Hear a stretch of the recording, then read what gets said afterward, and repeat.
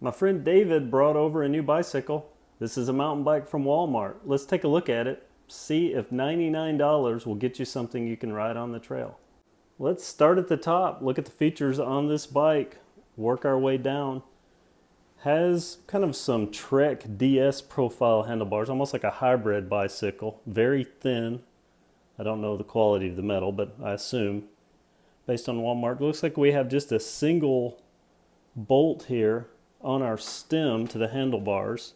And speaking of stem, this stem is easily the smallest stem I've ever seen on what's supposed to be a mountain bike. I mean, look at that. Very small. As a matter of fact, that entire top tube for the fork there, very, very tiny. Working up the handlebars, we have some Shimano shifters. Now these shifters obviously you're never going to see on a bike shop bike, but this is a $99 bicycle. But they are twist shifters, called a Revo. Looks like it says Revo shift. I'm not a fan of twist shifters, especially on a mountain bike, simply because you're gripping, you're trying to hop over things. It seems to me like this would cause you to shift while you were jumping or doing anything that you would normally do on a mountain bike. It's like we have some X-Track branded brake levers which connect to linear pull brakes.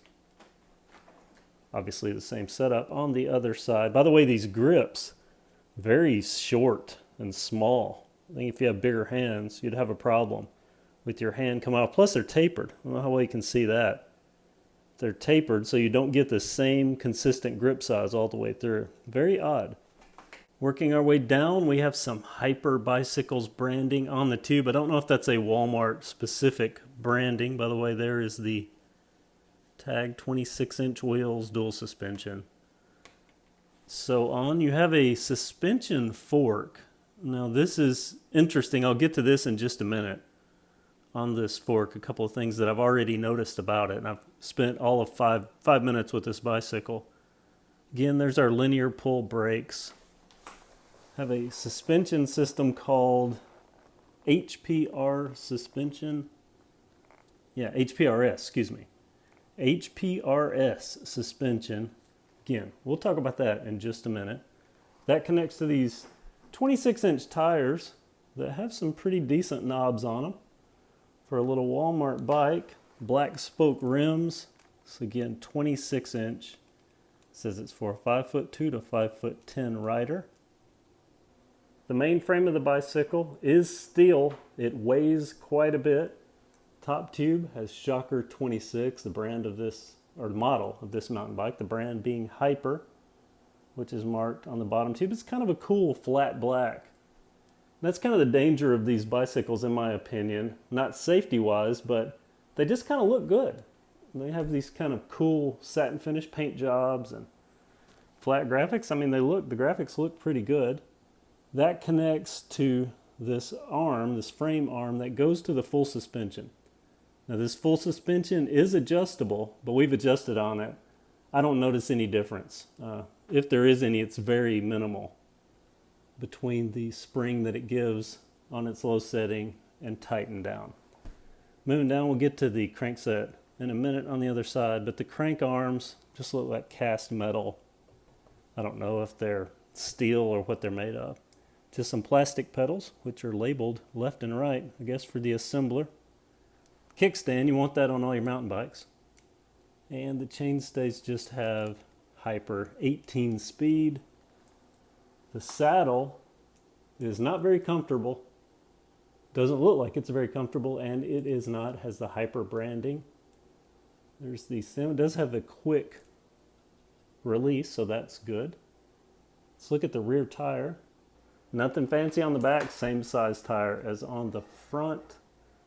Same good little knobs there, 26-inch. Here's another view of that quick detach or quick release for the saddle stem or seat stem. Nice that you get that. There's the card with some information on the bicycle. You get a full warranty booklet and instruction manual with the bike. Haven't looked at those yet. Here are the rear brakes. These are again just linear pulls. Part of our suspension system there. Now you do have these dual arms that come off this post here. I don't know if that gives extra support or what, but looks kind of cool. Here is our front crank set. I don't know the ratio on these gears, or excuse me, the size of these gears, but there they are. If you want to look at that, there's your front derailleur. And again, our pedals. And down the chainstay, here's our rear cassette. It is tiny. Look at that. It's like 6 gears on it. And here's the rear derailleur. Now, one thing I noticed here, that's polymer. Your adjustments looks like they're threaded into plastic. Almost immediately, right out of the gate, I noticed this front suspension. It just doesn't have very much play in it at all. So I don't know how good that's going to be. But there's another issue with the front suspension. One of the things that I noticed that is a huge concern, this being a mountain bike, is this. If I wiggle on these handlebars, and I'm not putting much pressure at all, do you see that flex in that front fork? I mean, look at that. That is a lot of flex in a front fork. And just to show you, I can do it with fingers. 2 fingers, I can wiggle this front fork. That, in my opinion, could be dangerous out on a trail. So we'll see. We're about to get it onto the trail. That's going to be it for the feature overview of the Hyper Shocker 26, a $99 Walmart mountain bike.